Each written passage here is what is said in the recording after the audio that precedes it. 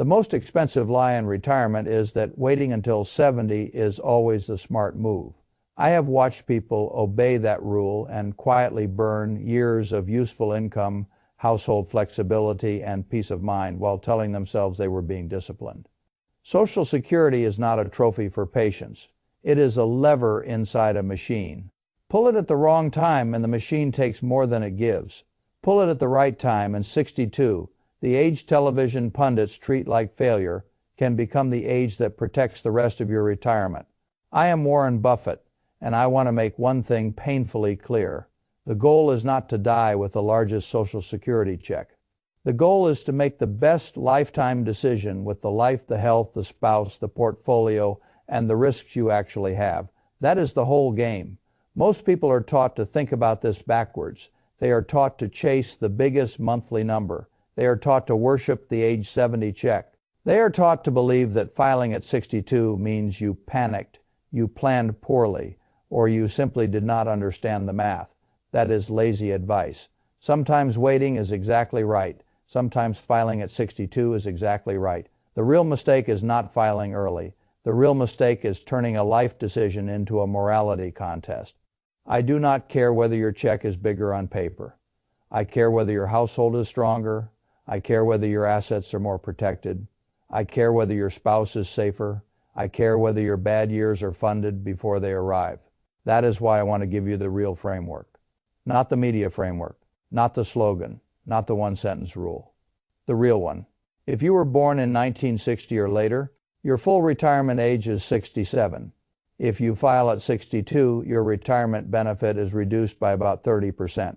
If your full retirement age benefit would have been $4,000 a month, filing at 62 cuts it to about $2,800.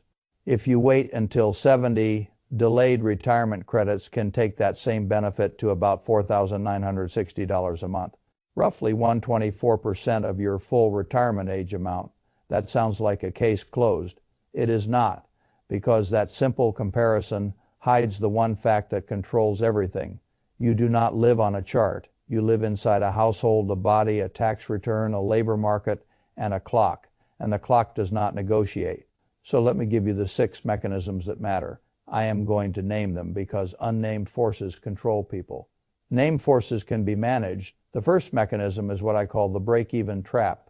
This is where most of the bad advice begins. People hear that waiting until 70 raises the check, and they stop thinking. They never ask the only question that matters. How long do I need to live for waiting to actually win? When you compare filing at 62 with filing at 67, the rough break-even point often lands around age 78.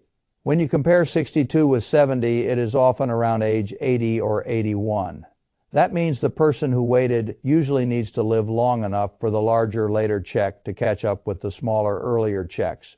That is not a theory problem. That is a lifespan problem. Suppose one person files at 62 and receives $2,800 a month. Another waits until 70 and receives about $4,960 a month. The second person looks brilliant on paper. But from age 62 to age 70, the first person collected 96 monthly checks.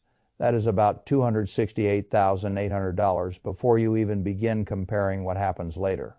If the early filer dies before the break-even zone, the bigger delayed check was never a victory. It was an unused option. That is why I call it the break-even trap. People treat delayed claiming like free money. It is not free. You pay for it with time. You pay for it with foregone checks. You pay for it with the assumption that your future self will be there long enough to cash the reward. If you are single, in weaker health, carrying chronic conditions, or staring at a family history full of short lifespans, this mechanism matters even more. I am not telling you to be pessimistic. I am telling you to stop lying to yourself. If your family has a pattern of heart disease, stroke, early cancer, or severe decline in the 70s, pretending you are a statistical exception is not optimism. It is financial fiction. Social Security is longevity insurance. If your likely retirement runway is shorter, taking money earlier can be the rational move. Not the emotional move, not the fearful move, the rational move. The second mechanism is the household unlock. This is where individual optimization destroys family optimization. Your spouse usually cannot collect a spousal benefit on your record until you file for your own retirement benefit. That rule alone blows up a lot of simplistic advice. A spouse's benefit can be as much as 50% of your full retirement age amount if the spouse claims at their own full retirement age. Now look at the household instead of the ego. Assume your full retirement age benefit is $3,200 a month. Half of that is $1,600. Your spouse has little or no earnings record of their own. If you refuse to file from age 62 to age 70 because you are obsessed with maximizing your own check, you may be locking your household out of years of spousal income, 8 years, 96 months. Potentially over $150,000 of gross household cash flow delayed or lost, depending on ages and timing. That is not a tiny side issue. That is the whole board. I have seen households starve the family now so one spouse can feel clever later. That is not planning. That is vanity dressed up as discipline. The higher earner says, I am maximizing my benefit. Number, you are optimizing one line item while ignoring the family balance sheet. When I look at retirement, I do not ask, how do I make one check as large as possible? I ask, how do I produce the strongest total outcome for the household I am trying to protect? If filing at 62 unlocks a spouse's benefits that your family needs, then 62 is not the weak move. It is the move that understands what money is for. Money is not there to impress a calculator. Money is there to support people.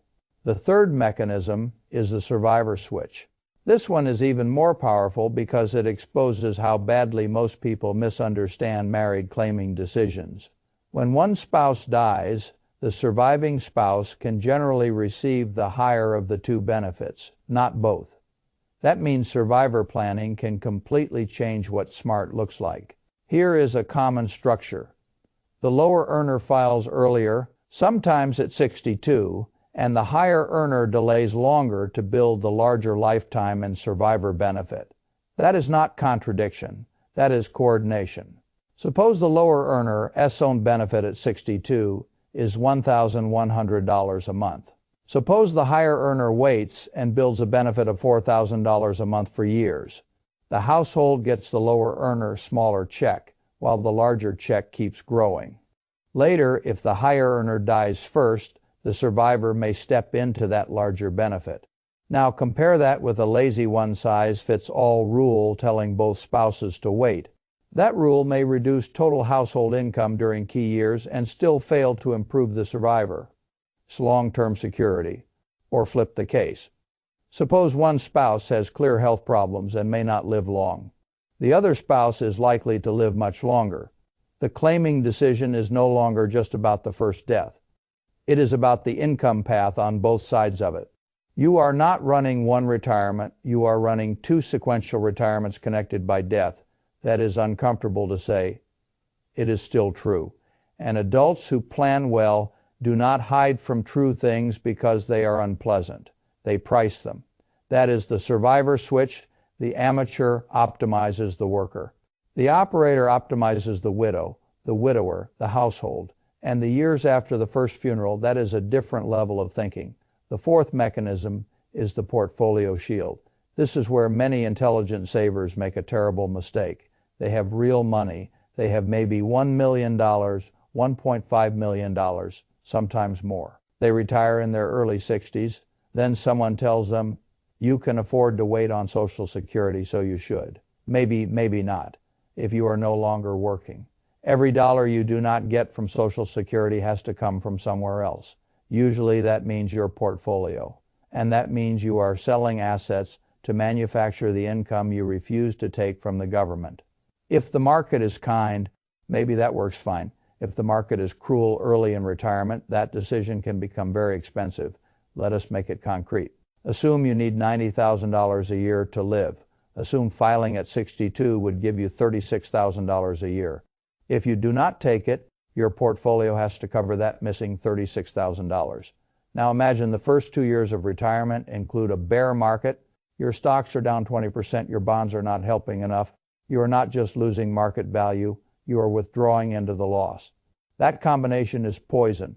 It is called sequence of returns risk, and it ruins more retirements than people want to admit. In that situation, the smaller early Social Security check is not just income. It is a shield. It reduces forced selling, it buys your assets time, it lowers the pressure on your portfolio when the portfolio is least able to tolerate pressure. That is why a person with a sizable nest egg can still rationally file at 62, not because they are desperate, because they understand fragility.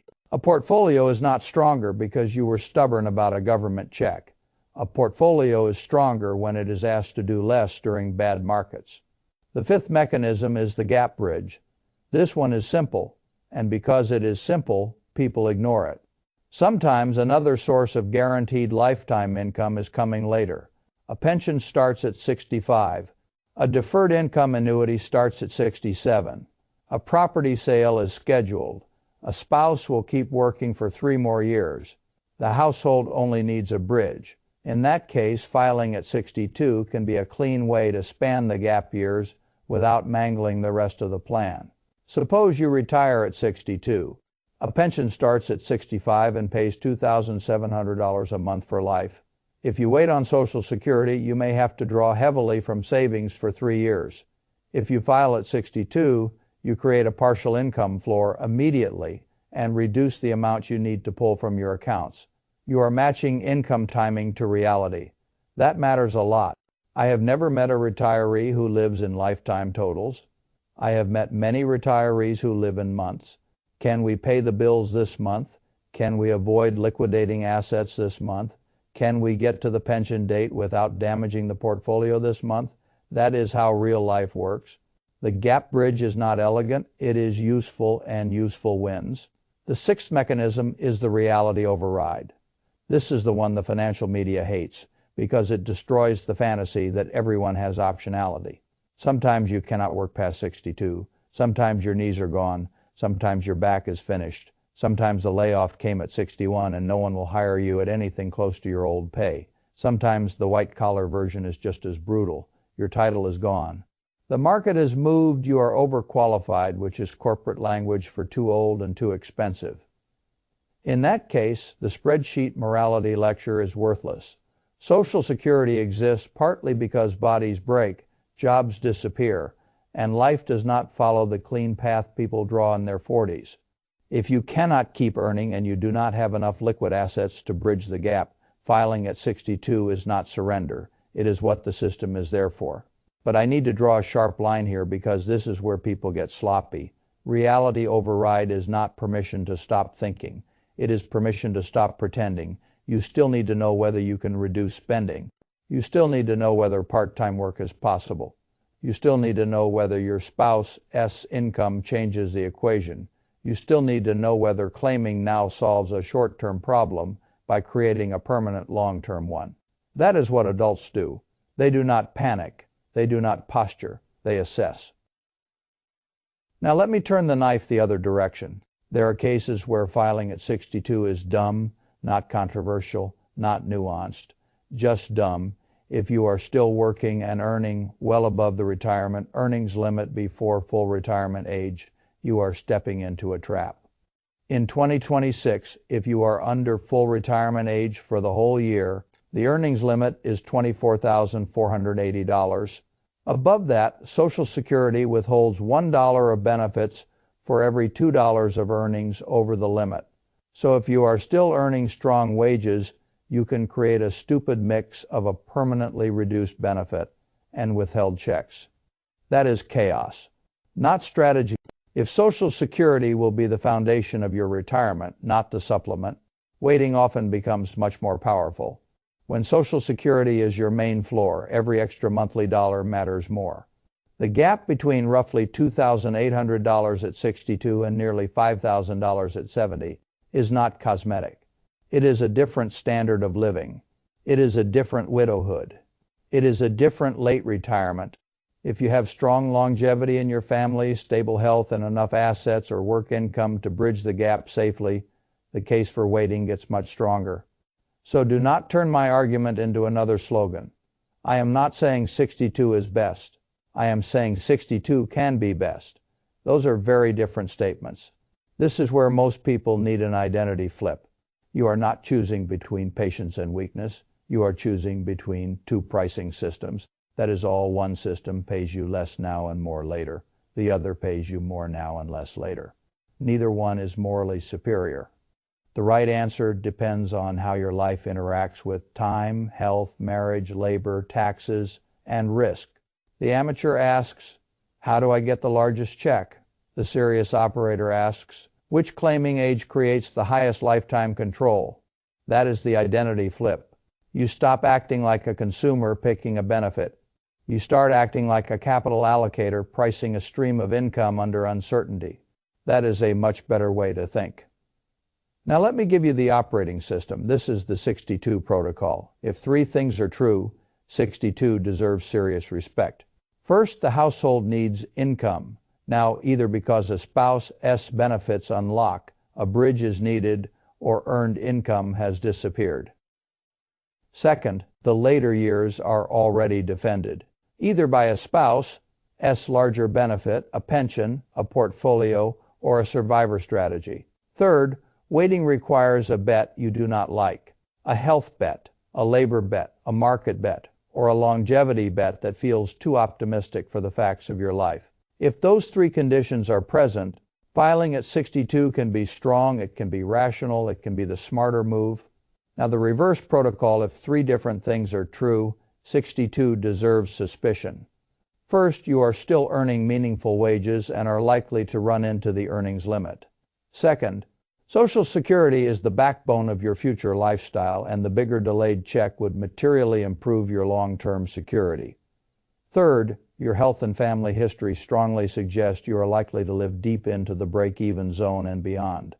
If those conditions are true, filing at 6 the 2nd of May cost you a lot. So here is what I would do tonight if I were sitting at your kitchen table. I would pull up the actual estimated benefits at 62, 67, and 70. I would write down the spouse's numbers. Next to them, I would mark any pension start date, annuity start date, or known change in earned income. I would look hard at the portfolio and ask a brutal question. If I wait, what exactly is funding the gap? Then I would ask the harder question, what am I assuming about my body, my marriage, and my future employability in order to justify waiting? Most people never ask that. They assume the future will cooperate because the chart looks good. That is not analysis. That is hope wearing a necktie. I have spent my life allocating capital, and the best investors I know are not the ones who chase the highest possible upside in a vacuum. They are the ones who understand the full structure of the bet. Claiming Social Security is the same. A bigger check is not automatically a better bet. A smaller check now is not automatically a worse one. What matters is whether the choice fits the structure of your real life. That is why I reject shame in this conversation. If 62 is wrong for you, do not file. If 62 is right for you, do not apologize. Retirement is not a contest to see who can delay the longest. It is a test of whether you can convert the assets and benefits you have into the strongest life you can still live. That is the standard. Not applause, not ideology, not conventional wisdom, just reality. And reality handled honestly is where good retirement decisions are made. Sometimes the smartest Social Security decision is to wait. Sometimes the smartest Social Security decision is to pull the lever at 62 and never look back. The mistake is not filing at 62. The mistake is letting somebody else's spreadsheet overrule your own life. Let me go one level deeper, because this is where people who sound sophisticated often make the worst errors. They treat Social Security like an isolated product. It is not isolated. It interacts with the rest of your balance sheet. It interacts with withdrawal pressure. It interacts with a spouse's dependence. It interacts with the years when one death turns one retirement plan into another one. That is why a person who waits can still lose, not because the formula changed, because the surrounding system changed. Take a simple case. A couple retires at 62 with $1.2 million invested. They need $85,000 a year if they refuse to claim and pull the whole gap from investments for 8 years. They are asking the portfolio to do all the heavy lifting during the most fragile stage of retirement. If the first 3 years are flat to negative, the withdrawals do real damage. If they claim $32,000 a year at 62 instead, the portfolio only has to produce $53,000. That is a completely different stress level. A smaller check can create a stronger retirement if it reduces forced selling early enough. People miss that because they compare check size. I compare system stress, or take the spouse case. A husband delays because he wants the maximum worker benefit. His wife has a weak earnings history and is waiting on his filing to access a spousal benefit for 8 years. The household runs lean not because they had to, but because he confused maximizing with winning. That is not prudence. That is a spreadsheet ego problem. A bigger future number is seductive. It makes you feel intelligent. But retirement is not improved by feeling intelligent. It is improved by receiving the right cash at the right time with the least collateral damage. That is what smart actually means. And I want to say one more thing about the so-called guaranteed 8% logic people repeat. They say delaying is like earning 8% a year with no risk. That sounds precise. It is not precise enough. That framing ignores the fact that the value of waiting depends on survival, household structure, taxes, portfolio withdrawals, and what those foregone years of cash would have done for your balance sheet. A guaranteed increase in the future is not automatically the highest value move in the present. A government promise can still be a bad trade if the path to reach it forces you to sell assets low, starve the household, or ignore health reality.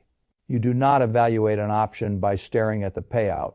You evaluate it by studying the full cost of carrying it. That is how I have always thought about investments, and that is how I think about Social Security. Now let me tighten the protocol one final time.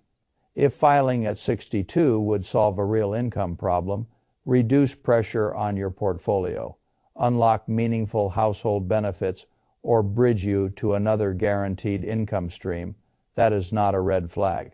That is a serious candidate if waiting would require heroic assumptions about health, employment, or market returns. That is not prudence. That is exposure. On the other hand, if you are healthy, protected, still earning well, and likely to rely heavily on Social Security deep into old age, then waiting may be the stronger move because the future higher check will do more real work for you. The point is not to fall in love with 62. The point is to stop worshiping 70. Both ages are tools. Neither age is wisdom by itself. Wisdom is knowing which tool fits the pressure you are actually under. That is why I want you to remember one sentence. When this is over, the best claiming age is the age that produces the strongest lifetime position for the household you are actually running. Not the household on television, not the one in the comment section. Yours. If that age is 62, act like an adult and own it. If that age is 70, act like an adult and earn it. But do not confuse delay with intelligence, and do not confuse early filing with failure. Those are stories people tell when they are too lazy to do the real work. The real work is harder. It requires numbers. It requires honesty.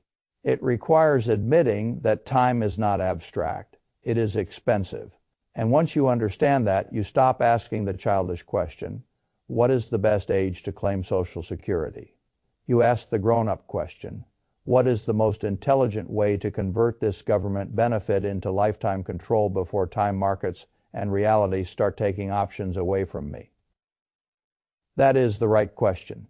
And once you ask the right question, sometimes 62 stops looking reckless. It starts looking like discipline.